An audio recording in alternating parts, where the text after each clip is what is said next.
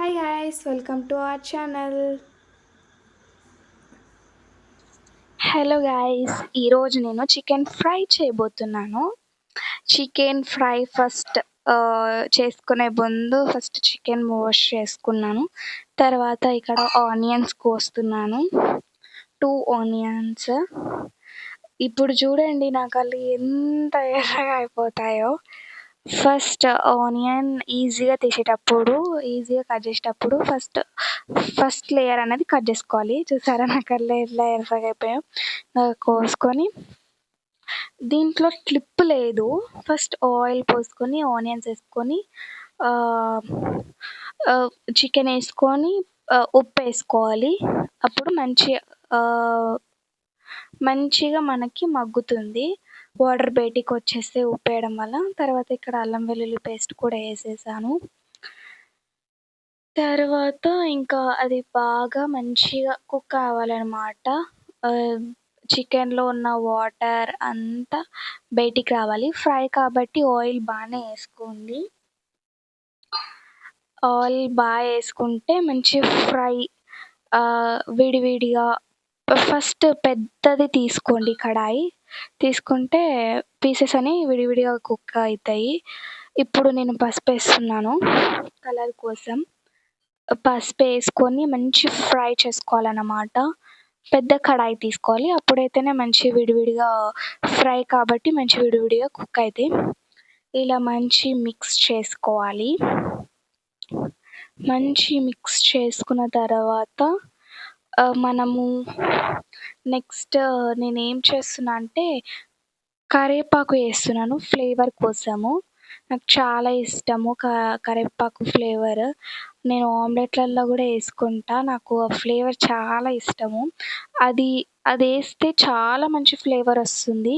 దానివల్లనే సగం టేస్టీగా అయిపోతుంది. ఇక్కడ నేను మిరియాల పొడి వేసాను 1 స్పూను. అందుకని ఆ క్లిప్ తీసుకోలేదు, చెప్తున్నాను ఇక్కడ. తర్వాత పచ్చిమిర్చి వేసుకోవాలి కోసుకొని. ఇంకా నీట్గా కలుపుకొని ఇక్కడ నేను పచ్చిమిర్చి ఈ కొత్తిమీర కరివేపాకు వేసిన తర్వాత వేసాను.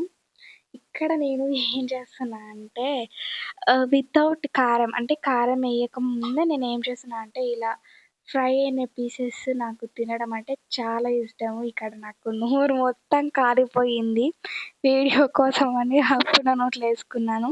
మళ్ళీ ఇంకొకటి టేస్ట్ చేస్తున్నాను. మంచి టేస్ట్ చేయలేకపోయాను, నోరు మొత్తం కాలిపోయింది.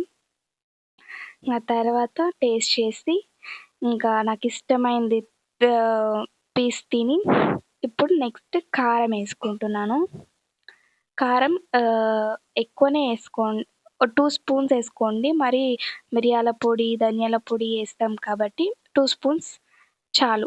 తర్వాత మంచిగా కలుపుకోవాలి. కలుపుకున్న తర్వాత ధనియాల పొడి కూడా 1 స్పూన్ వేసుకోండి. మొత్తం మిక్స్ చేసుకున్న తర్వాత నేను ఇక్కడ ఏం చేస్తున్నా అంటే చికెన్ ఫ్రై చేస్తున్నా కాబట్టి పక్కన నేను ఆనియన్స్, నాకు ఇష్టం తినడానికి, ఇష్టపడతా కాబట్టి ఆనియన్స్ కోసుకొని పక్కన పెట్టుకున్నాను. మన చికెన్ ఫ్రై అనేది రెడీ అయిపోయింది. ఇంకా ప్లేట్లో అన్నం పెట్టుకొని ఇది నేను మా మమ్మీ తింటాము. నేను మా మమ్మీకి తినిపిస్తాను నాకు నచ్చినప్పుడల్లా. తర్వాత కోసుకున్న ఆనియన్స్, నెక్స్ట్ చికెన్ ఫ్రై నేను చేశాను సొంతంగా. చూసారా ఎంత మంచిగా ఫ్రై అయినాయో. అందుకని పెద్ద కడాయి, నూనె ఎక్కువ పోసుకోవడం, మసాలాలు అన్నీ వేస్తే మంచిగా ఫ్రై చేస్తే ఇలా మంచి కలర్గా అంతా ఫ్రై అయిపోతుంది. ఇక్కడ టేస్టింగ్ టైం అన్నమాట. నేను ఇక్కడ ఏమంటున్నా అంటే టేస్ట్ చేయముందుకే నేను చేశా కదా ఏదైనా బాగుంటుంది అని కొంచెం ఓవర్ కాన్ఫిడెన్స్ అన్నమాట. టేస్ట్ చేశాను, సూపర్. ఎందుకంటే ఫ్రై మంచిగా చేశాను కాబట్టి, అంతే మంచిగా ఏంపాను కాబట్టి నూనెలో మంచి టేస్ట్ వచ్చింది. ఈ ముక్క కూడా మంచి ఘాటుగా మంచిగా ఉడికింది.